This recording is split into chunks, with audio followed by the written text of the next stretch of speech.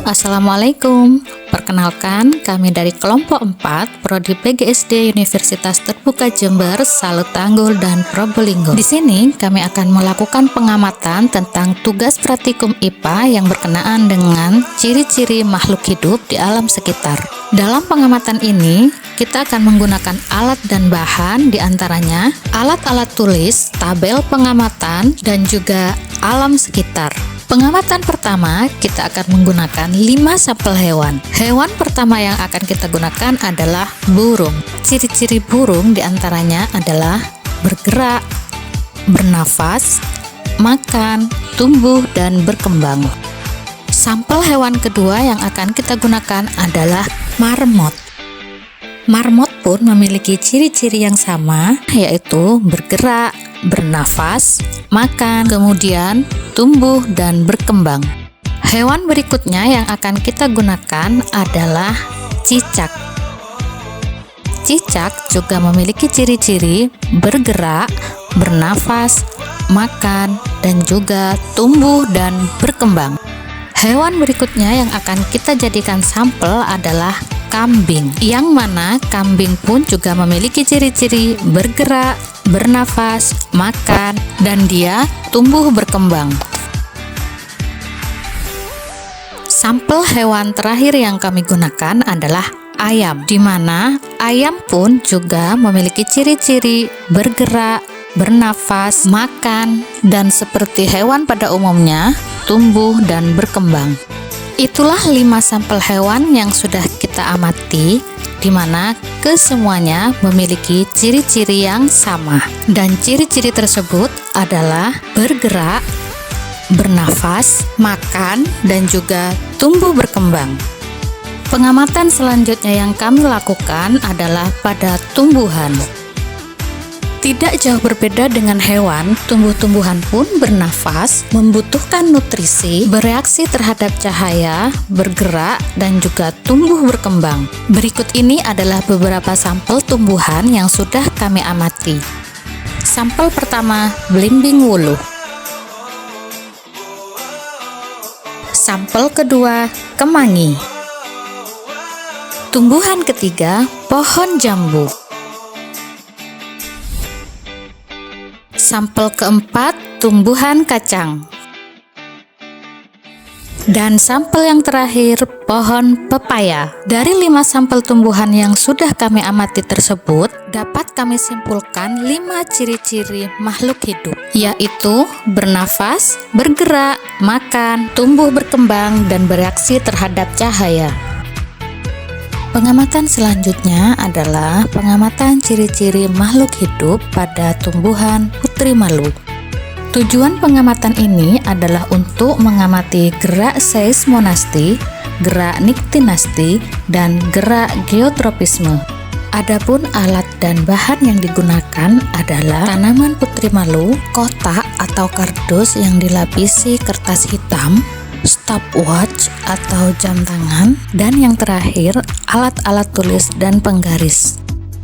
Putri malu adalah makhluk hidup yang memiliki ciri-ciri bergerak, bereaksi terhadap rangsangan, bernafas, tumbuh, dan berkembang.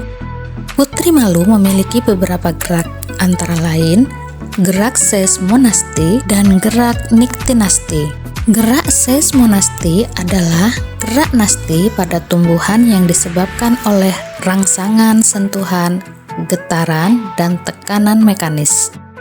Langkah pertama memberikan sentuhan halus pada putri malu dan gunakan stopwatch untuk mengetahui di menit keberapa putri malu akan kembali mekar. Hasilnya dengan sentuhan halus putri malu kembali mekar dalam 7 menit. Sedangkan dalam percobaan sentuhan sedang, putri malu akan mekar kembali dalam hitungan 5 menit 20 detik. Dan dengan sentuhan kasar, putri malu yang menutup akan kembali mekar dalam 4 menit 51 detik. Selanjutnya, gerak niktinasti. Gerak niktinasti adalah gerak nasti pada tumbuhan yang dipicu oleh suasana gelap atau malam. Dalam pengamatan ini, kita akan menggunakan dua sampel yang akan kita tandai dengan huruf A dan B. Kemudian, setelah diberikan sentuhan pada putri malu A dan B, putri malu A tetap dibiarkan terbuka dan terkena paparan sinar matahari. Putri malu yang B ditutup dengan kardus hitam agar tidak terkena sinar matahari dan menjadi gelap. Lalu diamkan selama 30 menit. Dan hasilnya, setelah 30 menit, pada putri malu A, daun yang tadinya menutup kembali mekar. Sedangkan pada putri malu B, daun tetap menutup karena tidak terkena sinar matahari. Jadi, kesimpulannya adalah tumbuhan putri malu menutup di tempat gelap karena tidak ada cahaya dan membuka di tempat yang terang karena ada rangsangan cahaya yang memicu gerak nasti, tepatnya fotonasti. Untuk pengamatan selanjutnya, kita akan mengamati gerak geotropisme. Dan di sini kita akan menggunakan sampel kacang hijau. Adapun alat dan bahan yang akan kita gunakan antara lain 2 buah pot ukuran kecil, kapas secukupnya, biji kacang hijau secukupnya, dan air secukupnya. Langkah selanjutnya adalah menanam tanaman kacang hijau pada pot A dan pot B selama 1 minggu. Kemudian letakkan pot A secara vertikal dan pot B secara horizontal. Langkah selanjutnya adalah amati pertumbuhan kacang hijau setiap hari. Kemudian tulis semua hasil pengamatan dalam tabel pengamatan.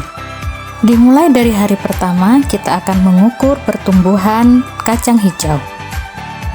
Pada pot A, pertumbuhan kacang hijau mencapai 0,5 cm.